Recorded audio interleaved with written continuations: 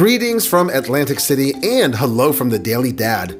We are out in New Jersey for an overnight stay at the Borgata, and that will give me a chance to share with you some restaurant experiences, good and bad, here at this resort. The Borgata, though, is a really nice upmarket experience, and I would definitely come back. But some of these restaurants, well, not so much. For this video, we're going to talk about the one that you want to avoid. I'm curious and you're curious. Here we are at Noodles on today's episode of The Daily Dad. Every casino resort seems to have a late night spot. Here at the Borgata, it's Noodles, which opens up until at least midnight and is open every day. It's really the only Asian-leaning joint, which might explain the long lines. But let me say up front that if you don't necessarily need to have Chinese food or noodles, your better bet is actually the food court. The menu offerings are a bit bizarre. First, the prices are really high, in my humble opinion. I just don't think comfort food should cost more than $20. And have you ever seen a $300 plus entree at a noodle joint? If anyone has ever tried this, please leave a comment below. Inquiring minds want to know. I walked around the restaurant to see if anyone had ordered this, but for the most part, all the diners had bowls of congee or noodle soup in front of them, and to be safe, that's probably where you're going to want to keep your focus. Now, we ordered a variety of dishes, and they were middling to disappointingly bad, so let's give you the grand tour.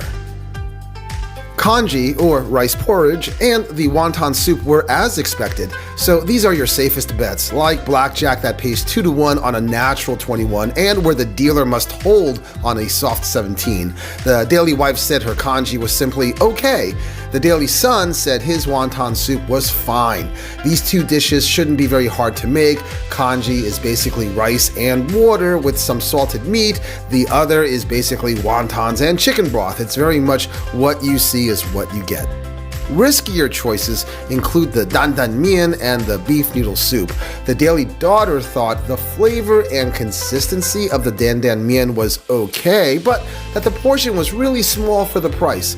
My Daily Cousin, who was dining with us, said her beef soup needed more beefy flavor and that the beef pieces weren't as tender as how most other mom and pop noodle shops would present this dish.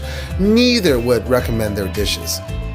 And here come the worst bets, like playing 000 roulette. Can you guess what this is? This is supposed to be mapo tofu, but it totally reminds me of that story where this China zoo dressed up a dog to look like a panda because they didn't have any pandas. Remember that story from last year? Well, those Asians are at it again, trying to disguise whatever this is as mapo tofu. But we're on to you because we know that as one of the signature Szechuan dishes, mapo tofu gets its distinct taste and appearance from a variety of pastes, aromatics, spices, and pork, none of which are presented here. The sauce here is thin, the tofu is too silky, so this is just wrong on so many levels. And yet, as terrible as the mapo tofu was, it was actually better I say, than the tonkatsu ramen with pork belly. Now, good tonkatsu broth is rendered through hours and hours of preparation. This broth, though, seems like chicken stock made by the Three Stooges.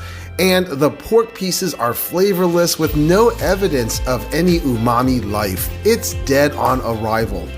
Like that strange random woman who sits next to you when she sees you winning, this should be avoided at all costs.